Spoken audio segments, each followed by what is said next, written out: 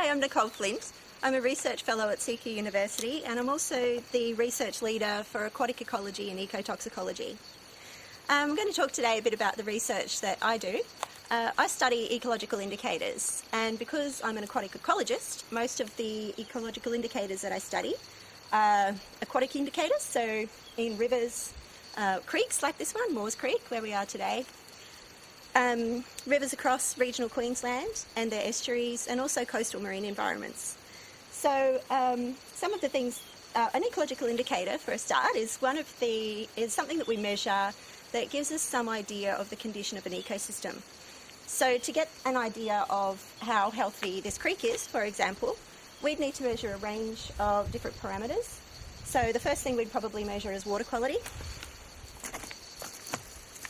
This is an instrument that we use to measure the physico-chemical parameters of water quality. It gives us a readout of a list of different parameters, things like temperature and pH, which can tell us whether the river is in good condition in terms of water quality. Some water quality parameters we need to take samples for, so we'd often collect water samples to determine the concentration of nutrients in a water body, or metals, pesticides. Depending on the land uses around the water body that we're studying, we might look at other chemical parameters as well, things that can be toxic to fish or other organisms in the waterway. So we start with water quality, then we probably move on to sediment samples. In those we can determine the concentration of different nutrients again, metals, some other toxicants, and they can affect fish by, if fish are in contact with the sediment, which some species can be, then they can have an effect on fish health as well. And then we'd move on to look at the rest of the habitat in a river or creek environment. So we're looking at the types of vegetation, whether there's in-stream structure, so things like rocks and rubble are really good habitat for different animals, including fish. Also the type of substrate that we have, whether there's fallen branches in the river, they're like fish hotels. They really like having a bit of structure to swim around and hide from predators, or if they are a predator, to lurk behind. And then we'd also, of course, look at the biological parameters of the river. So this is the bit that really interests me and where most of my research focuses. Some of the commonly measured animals in a river are macroinvertebrates, so commonly known as water bugs. This is a really quick and a little bit wet, simple guide to water bugs that can be found in rivers and creeks. So we'll put a link to this just for your interest up on the website. Fish are very good indicators of river health because they are in constant contact with the environment, so they always react to what's happening around them. They can't escape, basically.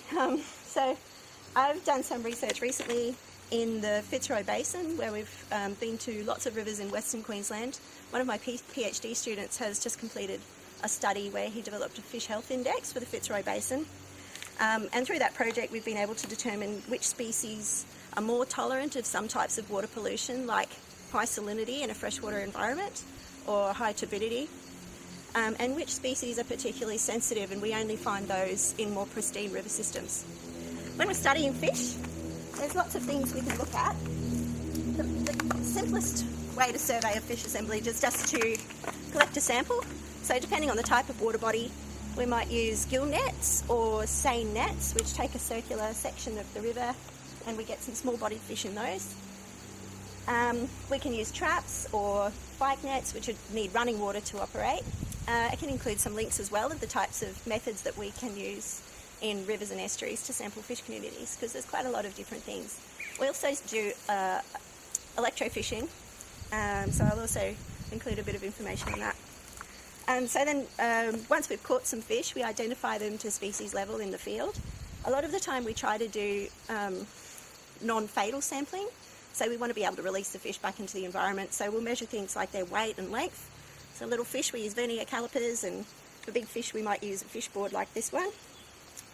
And then we can determine things about their body condition based on how much they weigh, how long they are, whether they've got any obvious lesions and that sort of thing. We do sometimes take samples as well, back to the lab, and there we can determine whether their insides are healthy as well, so we can do necropsies of the fish and have a look at their organs. And we can also send away tissue samples for analysis, and then we can see if there's any toxicants that are bioaccumulating in the fish, which can be a sign that there's an issue with pollution in a river. One of the important things for me in doing research on ecological indicators is that it's communicated effectively. So I've done quite a lot of work with report carding groups.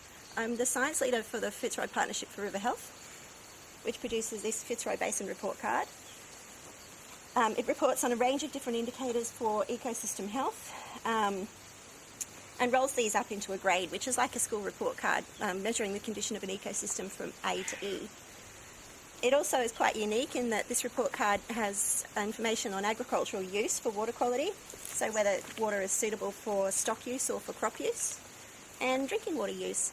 So it's quite a useful tool for governments and for the community to understand how healthy their waterway is. I also do some research for the Gladstone Healthy Harbour Partnership for their Gladstone Harbour report card. There's been a recent project we've completed on mud crabs in Gladstone Harbour. So in that project we've sampled mud crabs across the harbour and had a look at different indicators of mud crab population health. So things like how many mud crabs we can catch using a specific monitoring program, and whether there's a difference, whether there's a change in ratio between male and female mud crabs, and also whether they have any signs of a rust lesion disease which can appear in mud crab populations from time to time. So for me, one of the most interesting things about my research is trying to develop indicators that are efficient. In regional Queensland, particularly when you have to travel really long distances to get to rivers in Western Queensland or different parts of the coastline, there's a really high cost of research, both in terms of man hours and travel time, accommodation and that sort of thing. So the more efficient we can make the indicators, then the more cost effective that will be, and the more likely it is that rivers and waterways will be monitored well. So the other important thing for me is that we reuse data. So anytime I'm doing research data, I'm collecting research data, I'm looking for other uses for that data as well, either through a report carding partnership or other researchers who are doing similar studies and who might be able to reuse the data in another way.